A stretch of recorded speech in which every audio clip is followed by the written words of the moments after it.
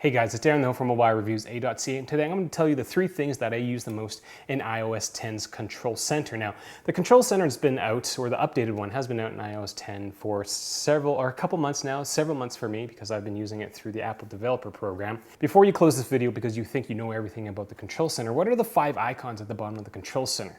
That's a quick question, because in iOS 10 it's only 4, and I bet you can only name 3, which is the calculator, the flashlight, the camera, and what's the 4th one? Now I'm quite happy with the updated control panel, as it's a big upgrade from the iOS 9 control panel.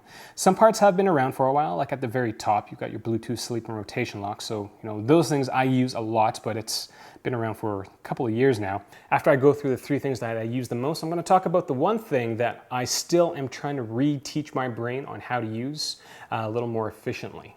Number 1 goes to the quick access menu to the HomeKit stuff. Now this might not be applicable to everybody because not everybody has HomeKit stuff, and I still only have one piece.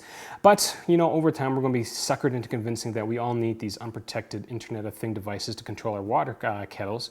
This panel is probably going to get a lot more attention when that happens.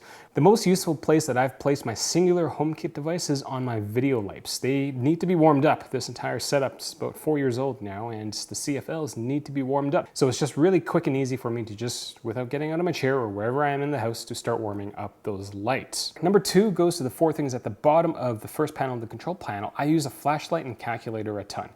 These have been there for a couple of iterations, but still incredibly useful. Why do these options stand out so much in my head? It's because when it's 6 o'clock in the morning and I'm outside picking Monty turds, not having a flashlight is pretty dangerous for my shoes. And as I've gotten older, my ability to do math in my head has seemingly decreased, so calculator is always nice. With iOS 10 and 3D touch compatible iPhones, you do get a few more options, and there aren't entirely useful, I'd have to say. Like, why would I still can't think of a reason why I need to copy my last answer in my calculator. I don't use the timer option as much because starting a timer with Siri is way easier than having to deal with this button.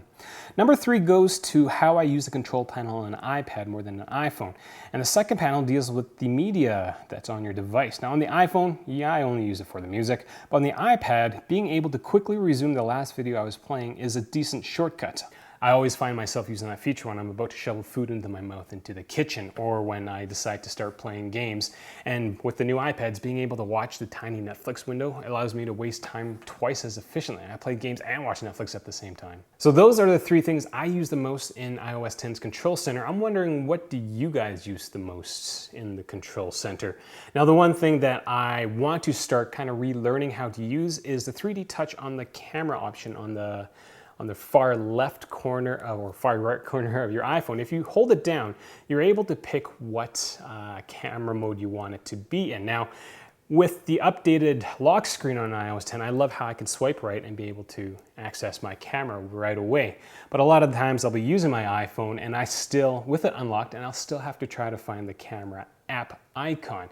Now, being able to just swipe up and then being able to quickly pick what I want to do or shoot videos or whatnot is something I'm trying to relearn how to do, and it's really hard to break old habits. So when Apple decides to introduce these things, it just kind of always boggles my mind for a while. But I'm a big fan of being able to streamline things, even if it's only for if it saves me a couple of seconds in my entire process, I'm always up for it. So again, what are your favorite options within the Control Center? One of the reasons why I'm doing this video is just I really want you guys to get the most out of iOS 10 and your Apple devices, because $1,000 for this and the yearly updates, we tend to not take full advantage of them. So that's kind of all I got. Questions, comments, leave them down there. You can find me on Google+, Instagram, Twitter, Snapchat, and you can find me on my website as well. Thanks for watching. Monty so needs a haircut, because when you do this, you have this giant hair head.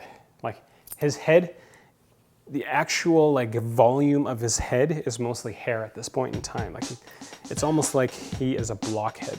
Like, he's very square right now. He kind of looks like a stub-nosed alligator, if there was such a thing. Yeah, buddy. I'm making fun.